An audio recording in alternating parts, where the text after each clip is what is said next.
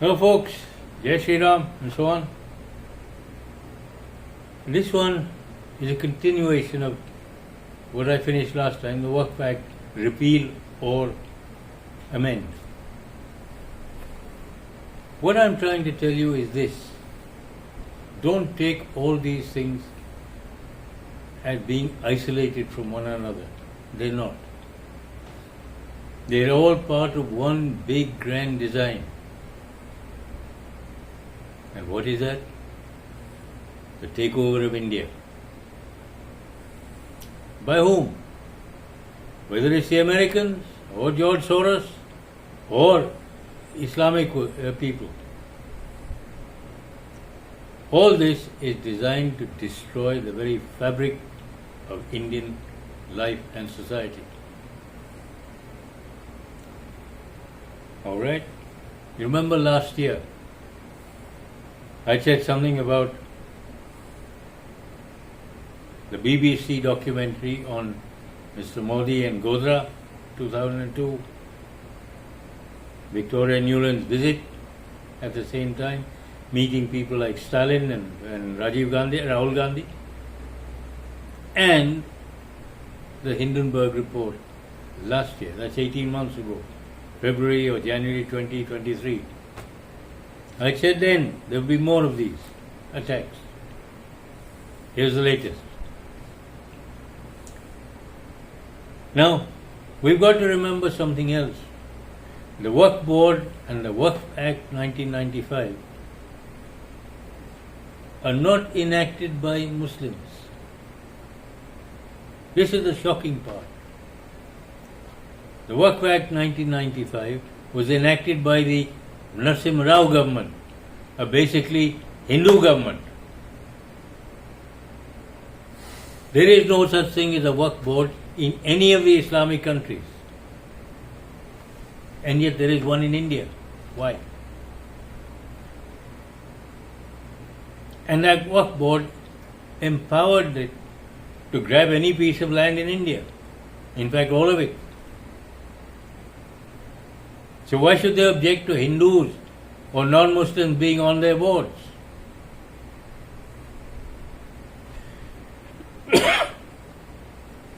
Now, this is all part of your Tukre gang, you know. Those people who are trying to break India up into little pieces. It began with Nehru. First, India was broken up into India, West Pakistan and East Pakistan. Now, Pakistan and Bangladesh. Then, he started breaking India up on the basis of language from 1956 onwards. Punjab was turned into Himachal Pradesh, Punjab and Haryana. Maharashtra became, or Bombay state became Maharashtra and Gujarat. Madras Presidency or Madras state was broken up into Kerala, Tamil Nadu, Karnataka and Andhra Pradesh. And now Andhra Pradesh has become Andhra Pradesh and Telangana. Bihar became Bihar and Jharkhand. UP has been turned into UP and Uttarakhand.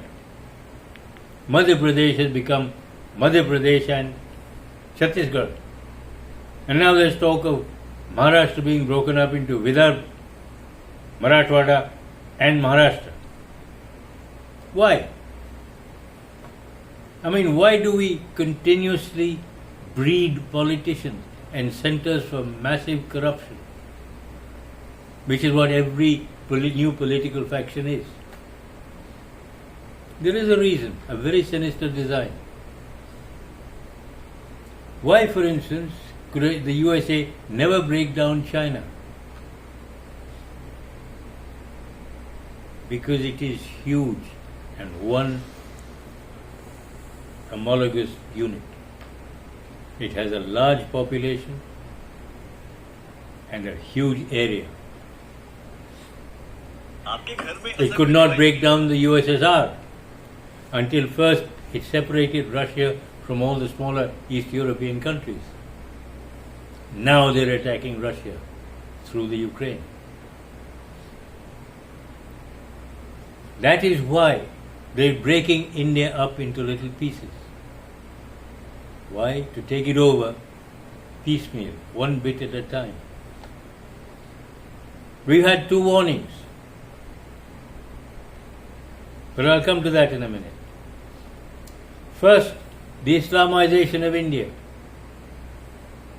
The Waqf Act 1995, Halal certification. These are the 2 major financing agencies for all their activities.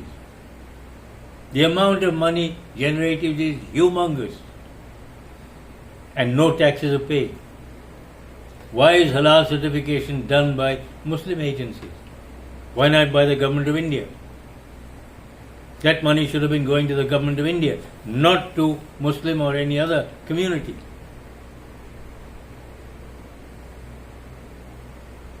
Now, the Waqf board should not have been interfering in any any religious activity. They've begun to offer services in marriages or nikahs and in divorces and a whole lot of other things where they should not have been interfering. Why are they doing so?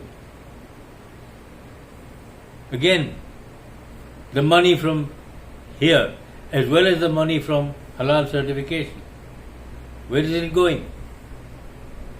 Any Muslim in trouble anywhere, especially your Rohingyas or your Bangladeshis or terrorists and so on, within hours, the top legal counsel in this country knocks on the doors of any court anywhere, including the Supreme Court. The sort of lawyers that you and I can't even dream of. They're there. Just like the Gujarat blast. People were found, caught, arrested, sentenced. And who were the people defending them? These same top-notch, what you might call it, lawyers. Again, money came from halal certification.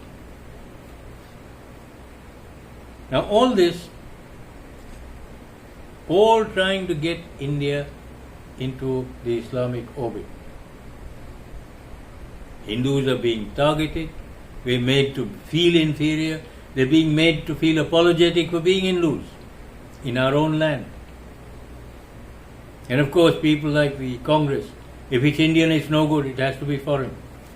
So foreign religion like Islam is okay, Christianity is okay, but Hinduism being local is no good.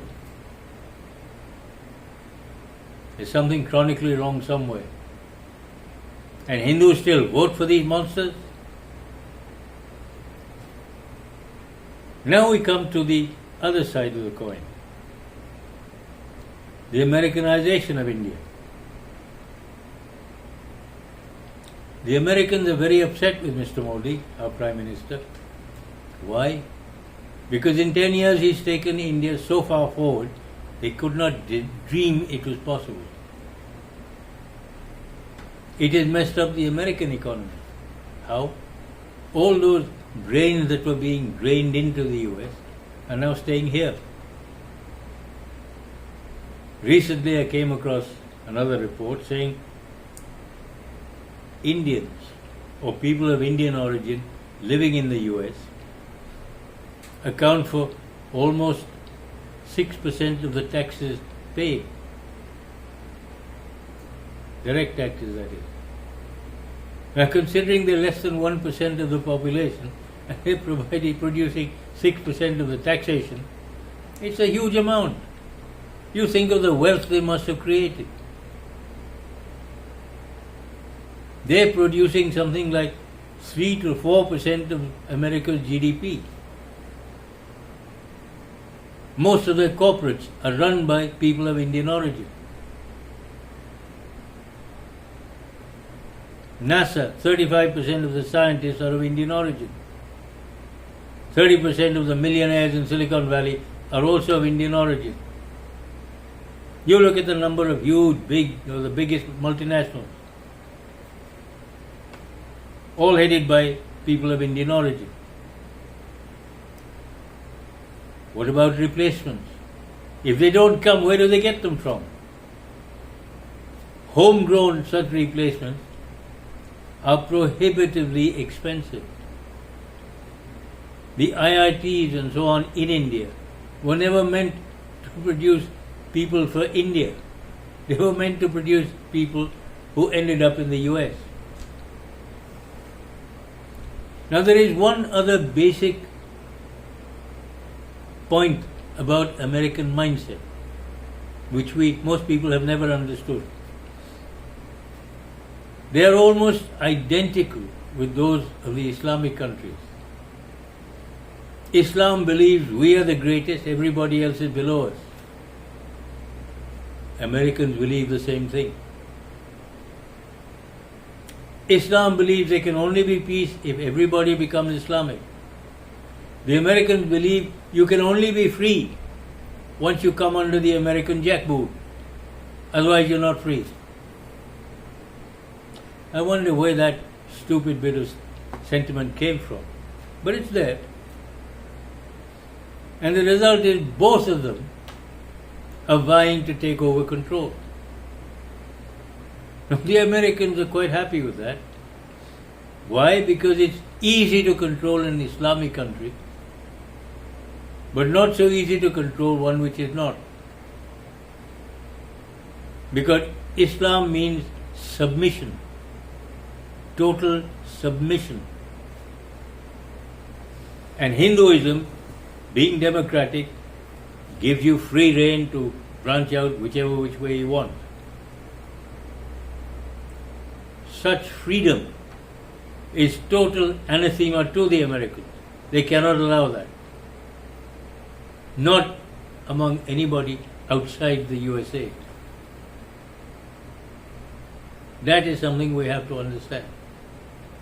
The result is they've been working with the Nehru Gandhi family to break India up into little pieces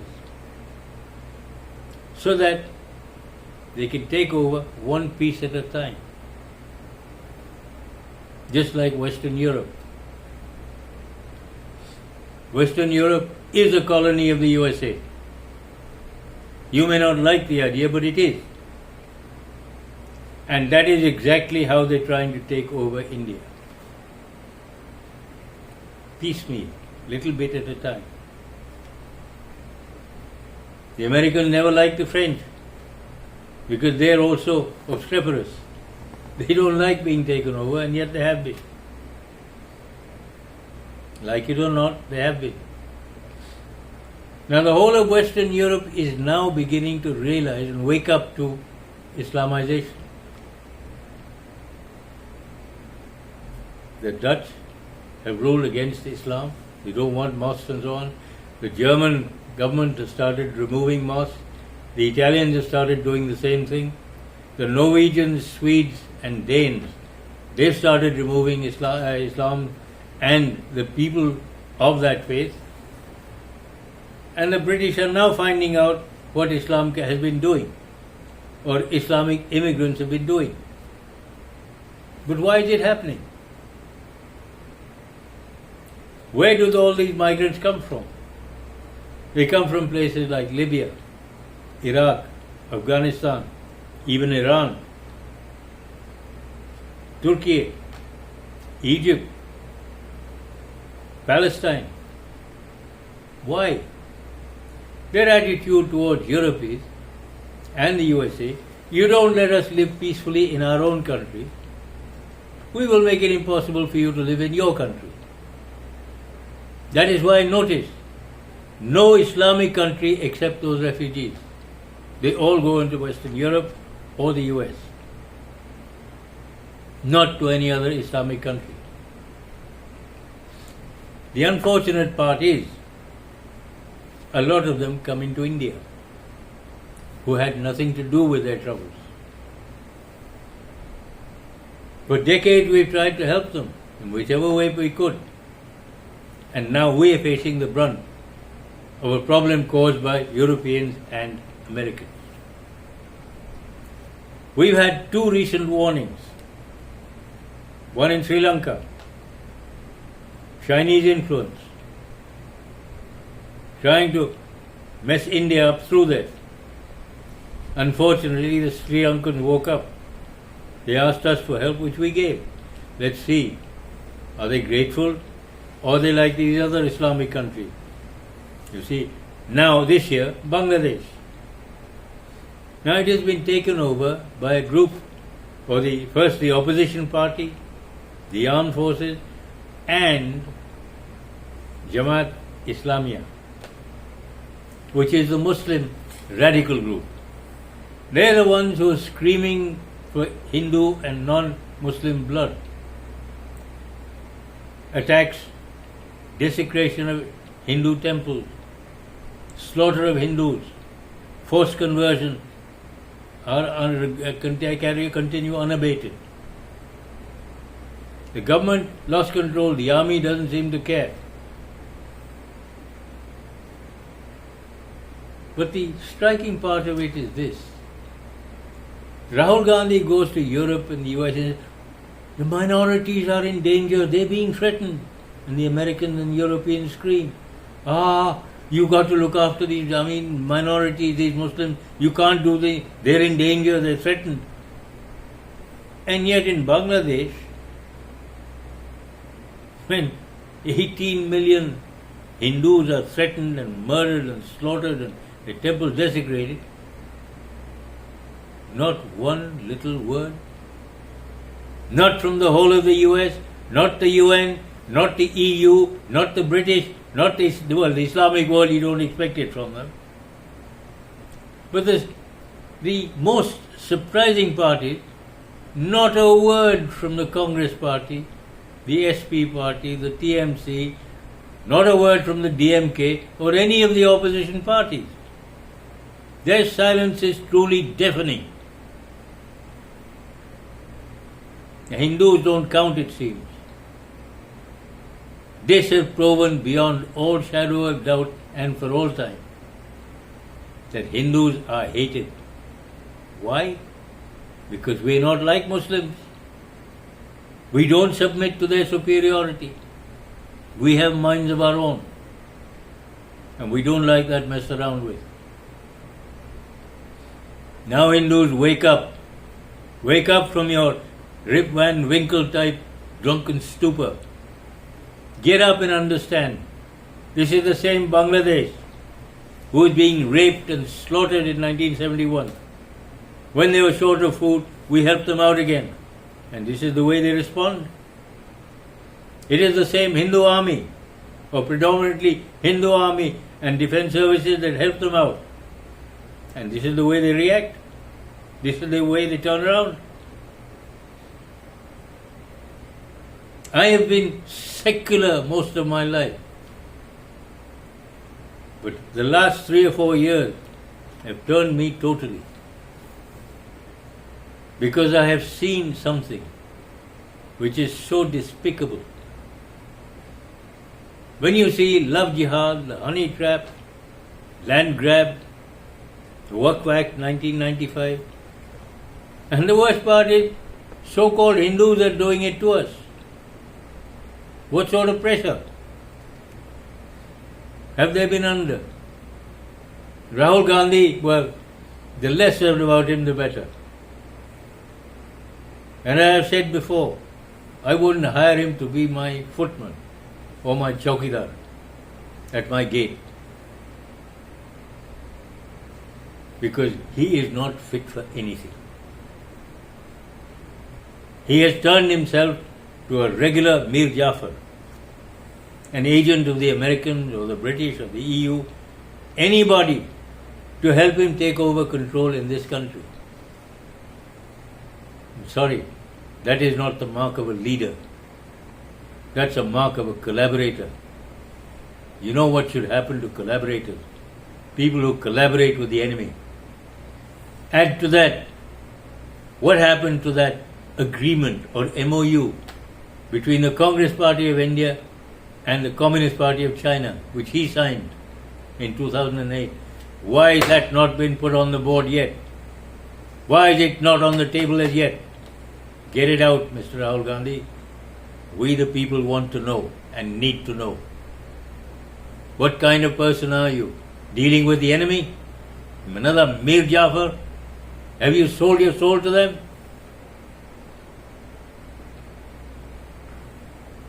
And if you have, believe me, get ready to face the wrath of the Hindu community in India. Hindus are very quiet people, they're not violent. But when it gets to the stage that you push them far enough, and we're about ready to lose our patience with you, they turn around, put their backs up against the wall, and they come out fighting. When such a person turns around to fight, he'll kick, bite, scratch. Anything that comes to hand will be a weapon in his hands. And trust me, he'll know exactly what to do with it. Grow up. If you can't take India forward, get out of here. We don't need scum to drag us backwards. We've been held back far enough by your family. It's about time you understood. We don't need you. And folks, please remember, all this Islamization on one side, Americanization on the other. I told a few of my friends, and this came out in the press a couple of days ago. Why this toppling of the government? Somebody came to Bangladesh, had a word with Sheikh Hasina ji, and said, give us St. Martin's Island for an American base. She said, no, thank you. So they toppled her. This is what happens. Either my way or the highway. So how different are the Islamic people and the Americans? Different colors, different labels, but the same intent. Though both want to take over, both want to enslave. And we've had slavery for a long time, we don't want any more, thank you. The Islamic world have been nothing but raiders for over 1,000 years. They don't know what work is. They don't want to learn to work. They just want to make us work, and then they loot and pillage and plunder us and take it all with them. And we're supposed to continue as their serfs or their slaves. I'm sorry, that's not on. If you cannot understand what equality is, keep away. The Americans don't like Mr. Modi because he looks them in the eye and talks to them as equals. Well, America, you better learn that we are equals. It's taken us much longer than it took the Chinese to make you understand that. You don't understand that we too have hopes and aspirations. We too would like a decent life, not a life as your slaves. So American East India Company, please keep out of India. And the Islamic East India Company, keep out of India. We don't need either of you. Come on, Hindus, wake up. Wake up before it is too late. And remember, they're not to be taken in isolation. Put them together and you get the full picture instead of little dots here and there. Please, wake up. Thanks, folks. Whether you like this one or not, I don't know. But it's time to get up and do things. The Waqf Board is only an excuse. The Waqf Act is another excuse to take over this country. And the opposition party, they don't give a damn for India, for the people of India. Only that they must have power to continue looting. And if we let them, well, I don't know what to say. Pass this one on, folks, to your friend, your relative, your groups, and ask them to pass it on. Because we don't have that much time anymore. Just get real. Ciao.